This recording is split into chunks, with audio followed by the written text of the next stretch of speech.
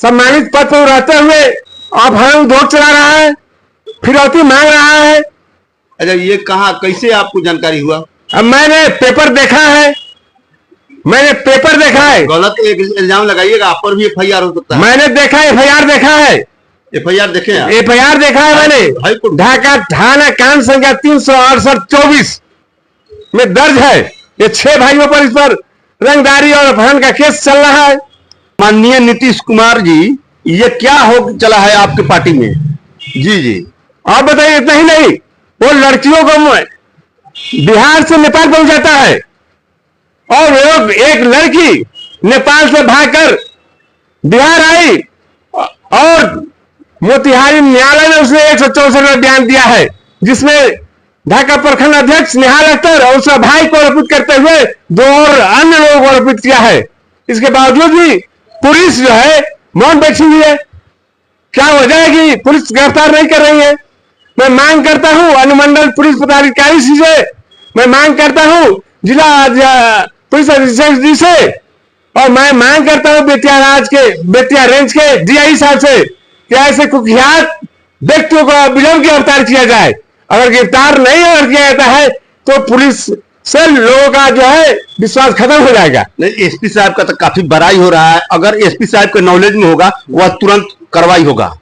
तो आप एसपी साहब पर देखें क्या मामला है, कहां यह अटका हुआ है, कार्रवाई क्यों नहीं हो रही है। जय हिंद, नमस्कार। आप सीएम खबर के माध्यम से देखेंगे ढाका पुलिस प्रशासन पर भी तंज कसते हुए पूर्वी चंपारण जिले के ढाका विधानसभा अंतर्गत बिहार सरकार की पार्टी जदयू में भयंकर घमासान के तहत जबरदस्त आरोप प्रत्यारोप तो सुन ही रहे हैं, जो काफी निंदनीय है। वैसे खासकर नरकटिया राजद विधायक डॉक्टर समीम अहमद साहब एवं ढाका विधानसभा के पूर्व विधायक, ढाका के भावी राजद प्रत्याशी फैसल साहब के समीप जदयू के गौहर आलम ने 100 समर्थकों के साथ राजद में ज्वाइन किया, जिस पर ढाका के सम्मानित और जदयू के पुराने वरिष्ठ नेता और फाउंडर मेंबर वसी अख्तर साहब द्वारा बोला जा रहा है कि यह बिल्कुल फरेब है कि पार्टी को कमजोर किया जा रहा है। यह केवल 2-3 आदमी ही थे। वैसे आइए जानते हैं क्या है इस मैटर की असली सच्चाई। जी, जहां तक गौहर आलम का सवाल है, जी जी, कि मैंने वीडियो देखा है कि 100 लोगों के साथ ज्वाइन करने की बात कह रहा है। तो मैंने जिस वक्त उसको जनता दल यू के युवा प्रखंड का अध्यक्ष बनाया जा रहा था, मैंने उसको विरोध किया था और कहा था निहाल अख्तर को कि ये जो है कि मानसिक तौर से आरजेडी है, इसको जदयू में लाना यह अच्छी बात नहीं है, क्योंकि ये तो मेंबर भी अभी तक नहीं है। अच्छा। लेकिन निहाल अख्तर तो अपने आप जो है कि खुद जो है कि आरजेडी का बी टीम है, तो आरजेडी के ही लोग कोई पसंद करेगा। हमने नाम दिया था अनिल पटेल का। अच्छा। कि अनिल पटेल जो है तेज तरार लड़का है, पार्टी के समर्पित है, इसलिए उसको प्रखंड अध्यक्ष बनाया जाए। लेकिन निहाल अख्तर हमारे बात को नहीं माना, जिसके नतीजा हुआ कि कुछ दिन पहले वो पार्टी से चला गया। आज झूठी खबर है कि सैकड़ों की जो बात कर रहा है, जी। मैं तो फाउंडर मेंबर हूँ, एक आदमी को पहचानता हूँ। अच्छा। उसमें तो सिर्फ हम 2-3 आदमी को देख रहा है कि जदयू में हाल में ही आया था। बोल रहे हैं 100 आदमी के साथ नहीं, मैंने देखा कि 2-3 आदमी जदयू का है। अच्छा। बाकी सारे लोग आरजेडी के लोग हैं, जिसको टोपी पहना के आरजेडी बनाया जा रहा है कि जदयू के नाम पर आरजेडी बनाया जा रहा है। अच्छा। ऐसी बात नहीं है। सिर्फ 3 आदमी को हमने पहचाना है कि ये जदयू में था, हाल में आया था और चला गया। लेकिन सैकड़ों की बात कर रहा है, यह गलत है, बेबुनियाद है, ये झूठी खबर है, बिल्कुल झूठी खबर है। यह पार्टी को साजिश के तहत बदनाम करने की साजिश चल रही है। पहले से भी आपसे नहीं बनता है निहाल अख्तर साहब। निहाल अख्तर, देखिए, निहाल अख्तर के बारे में मैंने पहले भी कहा था आपको भी, जी, और कहा था कि ये निहाल अख्तर जो है शराब माफिया है। ये तो पहले बताया, वो शराब बेचाता है। और इतना ही नहीं, वो पार्टी को तबाह बर्बाद करने का तुला हुआ है। आपको बता देना चाहता हूं कि 2009 में फैसल रहमान ने जनता दल यूनाइटेड में प्रवेश किया, संस्था ग्रहण किया, और 2010 में उसको टिकट मिलना था। मुख्यमंत्री से उसको बात हो गई थी। उस वक्त जो है कि हमारे साथ जनता दल यू के वरिष्ठ नेता भाई जो है कि इकरामुल हक साहब जदयू के प्रखंड अध्यक्ष थे, एक बहुत एक्टिव थे कार्यक्रम में भाग लेते थे, हमेशा पार्टी को हमेशा तरक्की दिलाने की कोशिश किया। और ये देखा कि निहाल अख्तर जब ये देखा फैसल जमान कि ये हमारे चंगुल में नहीं फंसेंगे, तो उन्होंने ये साजिश रचना शुरू कर दिया कि कानून हक को हटा दिया जाए। और उस वक्त जो है कि बशीर दादा जो है कि प्रदेश के अध्यक्ष थे, बशीर दादा से छूटी मुट बात करके कानून साहब हटा दिए। और उसी वक्त अपने चहेता को जो दूर दराज से उसका मेहमान भी लगता है, निहाल अख्तर को बना दिया गया। निहाल अख्तर को बनाया गया तो 2010 में फैसल जमान चुनाव लड़े, जदयू से हार गए और भाग गए, पार्टी छोड़ के भाग गए। लेकिन उसका मकसद ये था कि निहाल अख्तर जहां रहेगा वो मेरा ही काम करेगा। मैं तो जदयू में नहीं हूं, तो जदयू में न रहते हुए मैं उसका जदयू का अध्यक्ष मेरा काम करेगा, और जहां हम जाएंगे वो अध्यक्ष मेरा काम करेगा। दोनों हाथ में लड्डू समझ के उसने ये काम किया। लेकिन आज मैं ये बताना चाहता हूं कि निहाल अख्तर को लोग, ढाका का लोग कहता है कि ये जो है कि आरजेडी के बीच में है। आज साबित हो गया कि उसने साबित कर दिया है कि गौहर आलम जो मिल गया है, झूठ मूठ खबर करके बता रहा है कि ये सड़कों के साथ मैं दावा है कि ये बिल्कुल झूठी खबर है।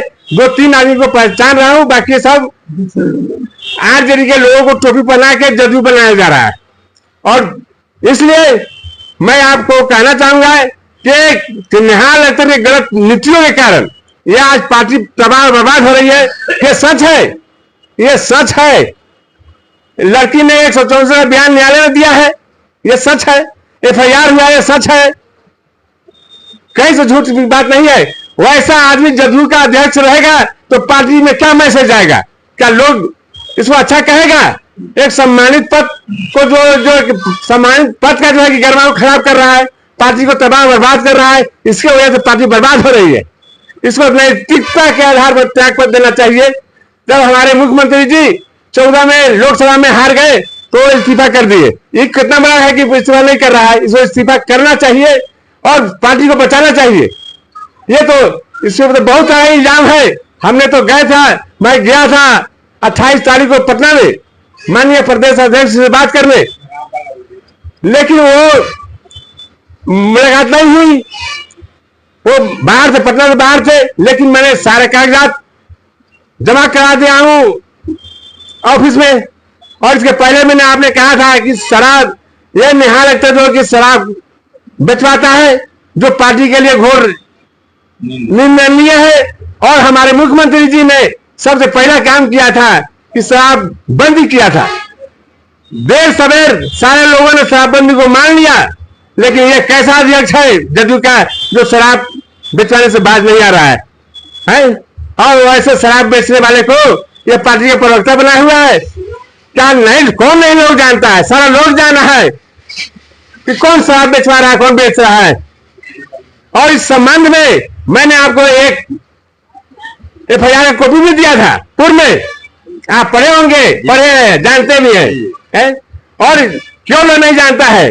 ऐसा लोग शराब बेचने वाला विश्वविद्यालय का अध्यक्ष हो जाए, विश्वविद्यालय का मेंबर हो जाए, ये घोर आपत्तिजनक बात है। तो मैंने तो कहा था विधानसभा क्षेत्र के जो प्रभारी है जयशंकर जी, उनको मैंने कहा था कि देखिए 35 पुराने वर्कर मेरे साथ है, मिले हुए मेरे साथ है, वो कभी किसी कीमत पर निहाल अख्तर को लाइक नहीं कर रहा है। आप 3500 का मीटिंग बुलाइए, डेट फिक्स मैं बुलाता हूं सबको, आप सबसे बात कीजिए, आप उनकी बात सुनिए, आप अपनी बात कहिए, वो सुनेंगे। तो उन्होंने कहा था कि ठीक हम करेंगे, लेकिन क्यों नहीं किया वो समझे। एक एक बात की जानकारी सभी को है, सारे लोगों को है। कार्रवाई क्यों नहीं हो रही है? दुख की बात है, ये दुख की बात है। निकट भविष्य में चुनाव होने वाला है, क्या पार्टी का यही रवैया रहा तो लोग वोट देगा? जिसका अध्यक्ष जो है कि शराबी हो, कबाबी हो, जिसका अध्यक्ष अपहरण करता हो, जिसका अध्यक्ष फिरौती मांगता हो, पार्टी इस पर क्या विचार करना चाहिए? पार्टी को विचार करना चाहिए, ऐसे लोगों को देर पार्टी से आउट करना चाहिए। और ये देख लीजिए, ये 35 आदमी जो पुराने वर्कर हैं, समताई है, ये सब हम मेरे साथ हैं और कुछ लोग यहाँ बैठे हुए भी हैं। लेकिन इन लोगों का कहना है तो वैसे घृणित काम करने वाले को, वैसे नाजायज काम करने वाले को पार्टी में बने रहने कोई अधिकार नहीं है। उसके वजह से पार्टी बर्बाद हो रही है, तबाह हो रही है। उसको नैतिकता के आधार पर त्याग पर देना चाहिए है?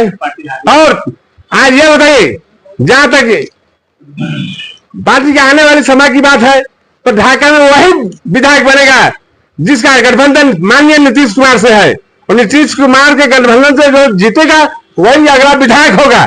और कोई सपना देख रहा है कि लालू यादव का बेटा जो मुख्यमंत्री बा, यह मंगेरी लाल का सपना है।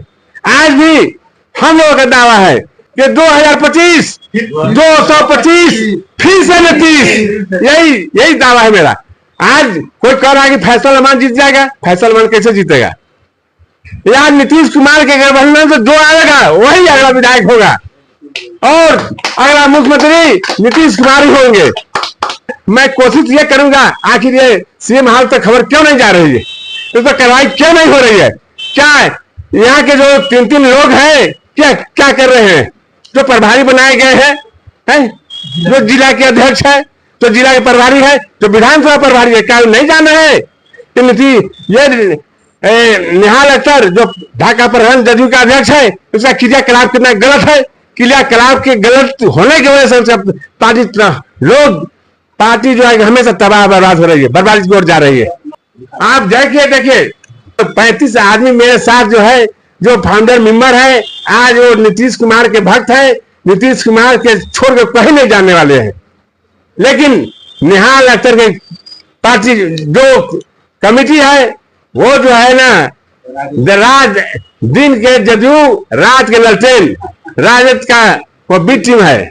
उसको नैतिकता के आधार पर इस्तीफा देना चाहिए। पार्टी को अगर बचाना है तो इस्तीफा दे। और मैं मांग करता हूं प्रदेश नेतृत्व से कि इसका संज्ञान ले और दोषियों को सजा मिलना चाहिए।